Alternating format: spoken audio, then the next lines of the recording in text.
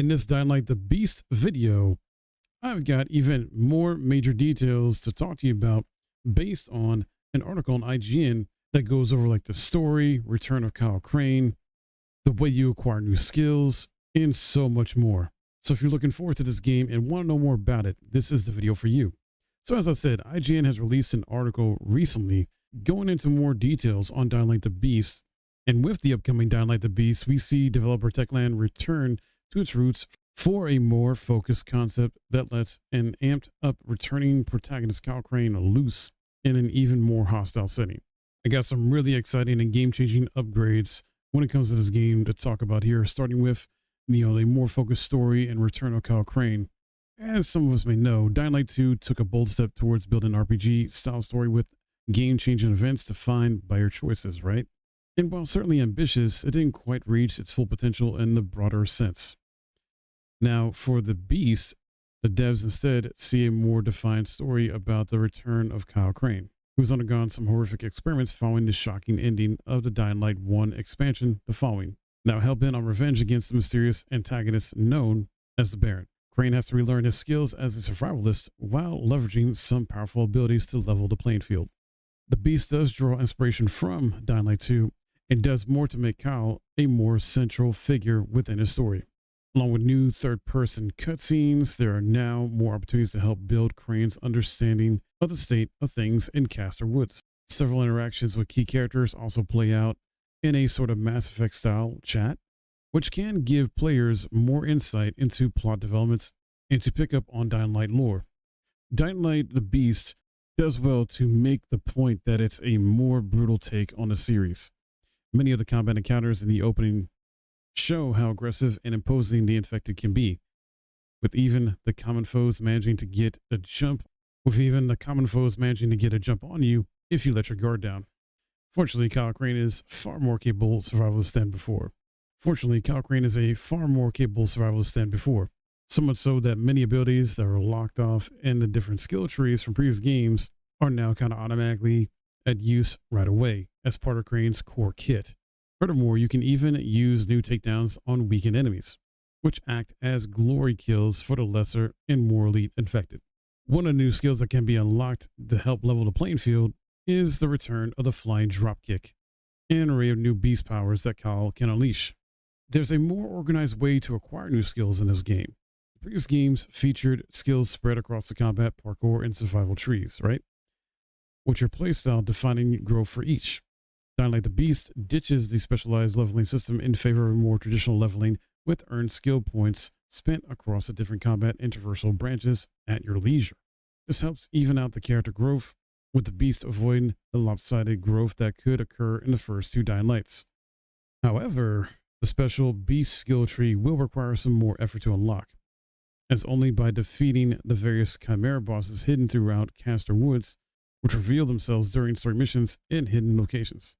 Once you defeat one, Crane will acquire a sample of the Chimera, which will expand his more powerful skills. Dying Light the Beast finally grants players new abilities and skills that have been long teased throughout the series, as a powered-up state that goes into effect once you dished out or sustained enough damage. Crane will automatically enter Beast Mode, amping up his melee strikes and agility in ways that let you cut loose against common and elite foes alike. Additional Beast powers add new abilities like a running jump, a ground slam, and even the ability to pick up boulders and toss them at foes, just like those annoying bruiser enemies from earlier games. And this gives me an impression of essentially, when you go Beast Mode, you kind of go, Hulk mode or turn to a Hulk. The Dying Light series has always balanced that sense of power with feeling vulnerable in a fight, but entering Beast Mode offers up a satisfying burst of strength that not only comes in clutch, but can also lead to a fantastic finish to a fight. The devs even liken the mode to acquiring a power pellet in Pac-Man, which will turn your enemies into weaklings in no time. And while Beast Mode can come in handy, it'll unfortunately activate the moment the meter is filled, which can lead to some awkward moments where the action is winding down and you're still pumped up. This doesn't sound all too good if it's automatic like that. Hopefully, maybe the devs do a day one patch or post patch to like allow players to activate it when they want to, have a bit more control over it. Because there will definitely be times where us as players don't mean to activate it. Maybe we just killed an enemy. Maybe we're about to go on a cutscene or something like that. Who knows? and it activates and just gets wasted. Dying Light the Beast wants to re-embrace survival horror by adding more danger. So something that's been sort of a trademark for the series is when nightfall hits within Dying Light. For those that don't know, when it comes to nighttime, there are these extra stronger enemies, in particular type of zombies that come out only at night that are very extra dangerous to deal with. And at nighttime, in that moment, the game transitions into a full-on survival horror experience as the powerful, volatile infected come out to play. While Dying Light 2 eased the tension of nighttime gameplay to make it more approachable, this ultimately came at the expense of its larger experience. This was later patched with further updates, and the Beast fully embraces the original vision of surviving during the night.